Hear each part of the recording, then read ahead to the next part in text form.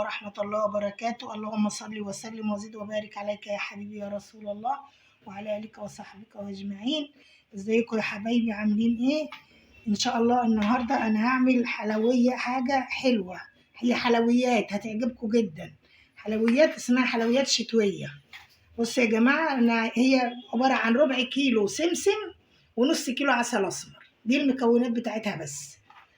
هبدأ بقى. انا فضيت السمسم اهو، بسخنه على النار في الطاسة زي ما انتم شايفين كده يا حبايبي. بصوا اهو، بتاع 5 دقايق بس تقليب، زي ما انتم شايفين كده.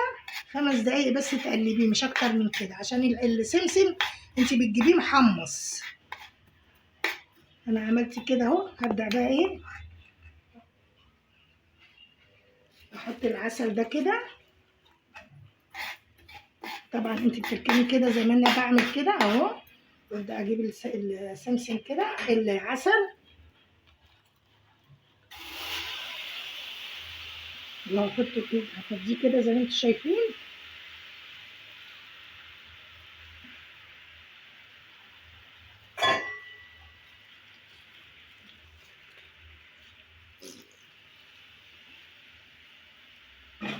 انا فضيت كده العسل اهو، وهقلبه كده في بعضه اهو كده.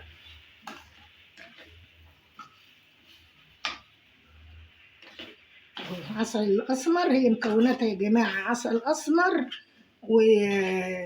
وسمسم. اقلبها كده لحد ما ايه، تتمد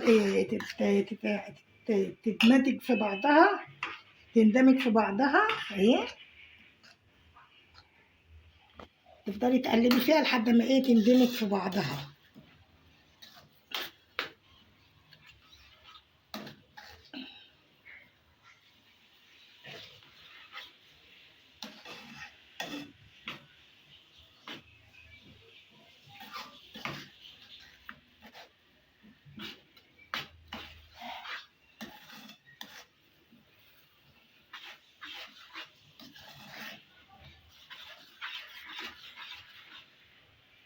بصوا يا حبايبي، هي كده خلصت. بصوا ما شاء الله. هتبرد بقى واعملها كور وهوريها لكم. انا بقى هعمل ايه، بصوا دون جوز الهند وزبيب وفول سوداني. هحط شويه كده عليها اهي يا جماعه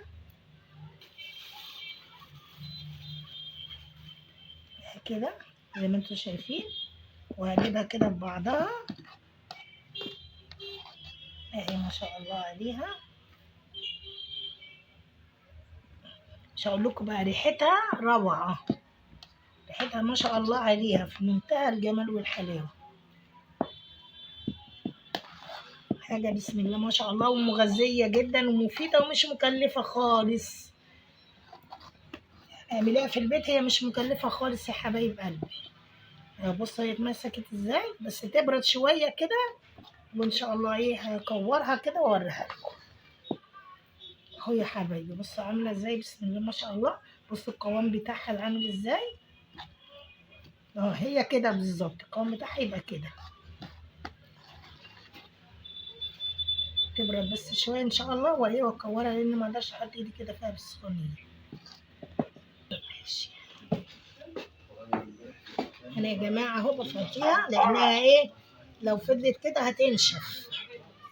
هفضيها كده وايه، وهلفها ببعضها. بصوا على طول بتنشف ازاي.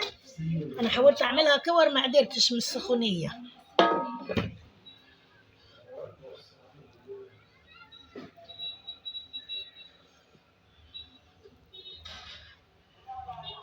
شديده قوي سبحان الله. انا يا حبايبي من السخونيه مش قادره اتملكها، مش قادره، بس ان شاء الله هحاول اهي. بصوا اهي. لا بصوا يا حبايبي، هي كده اهي كورتها اهي. بصوا ما شاء الله عليها زي ما انا وريتها لكم اهي. ريحتها بقى مش هقول لكم، ريحتها وطعمها روعه اهي يا حبايبي. بصوا هكورها كلها كده واوريها لكم. بصوا يا حبايبي، بس هي ايه زي ما بقول لكم، لازم تتعمل وهي سخنه، لازم تتكور كده وهي سخنه. بس هقول لكم بقى بسم الله ما شاء الله لا قوه الا بالله، على ريحتها وطعمها خرافة، ومغذية جدا وجميلة، بسم الله ما شاء الله عليها. بص بس عشان هي ايه، زي ما انا بلقط اللي اتهوى شوية واعمله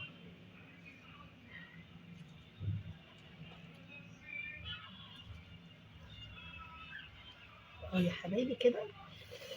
هي طبعا سخنة جدا، بس لازم هي تتعمل كده عشان ايه، لو سيبناها بردت هتنشف. اهي بسم الله ما شاء الله عليها اهي.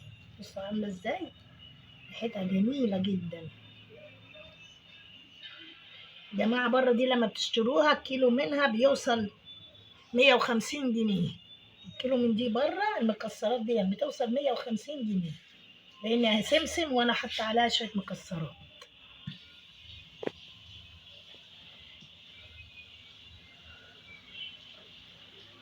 وكل اللي انتوا شايفينه الحلويات والجمال دون 40 جنيه بس.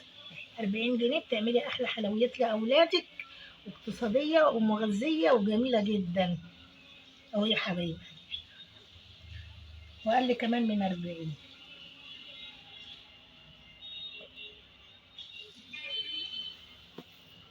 بسم الله ما شاء الله عليها.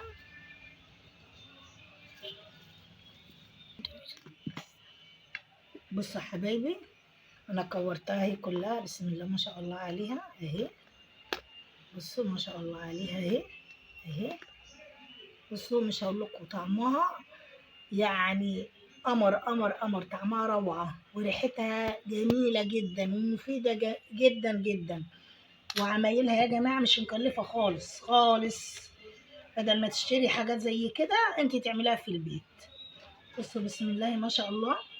بصوا بقى، بصوا يا جماعة قلبها عامل ازاي. بصوا بصوا بسم الله ما شاء الله عليها عاملة ازاي.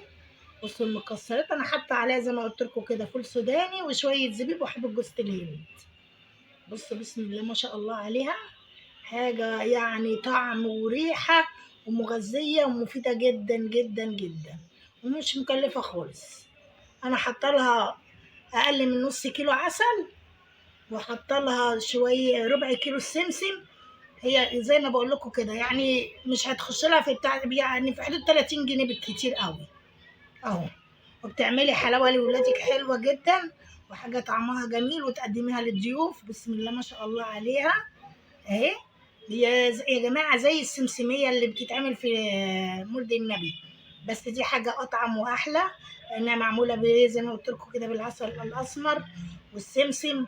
وبتحطي عليها اللي حبة، لو انت ما عندكيش مكسرات اللي هي فول سوداني وزبيب وجوز الهند، هي كفاية قوي هي والعسل. طعمها روعة روعة روعة، وجربوها هتعجبكم جدا إن شاء الله. وما تنسوناش يا حبايبي كده في الاشتراك في القناة واللايك وتفعلوا الجرس، عشان ان شاء الله كده باذن الله القناة تكبر بيكم يا حبايبي، وتشوفوا معانا ان شاء الله احلى جديد. والسلام عليكم ورحمة الله وبركاته.